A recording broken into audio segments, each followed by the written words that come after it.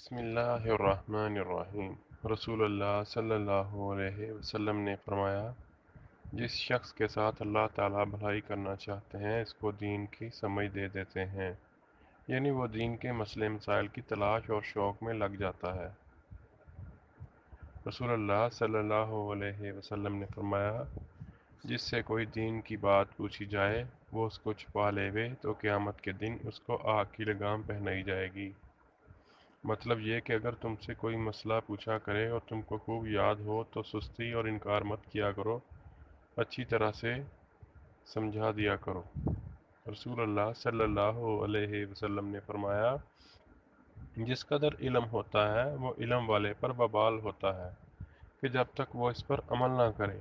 مطلب یہ کہ جب دیکھو کبھی برادری کے خیال سے یا نفس کی پیروی سے مسئلہ کے خلاف نہ کرنا۔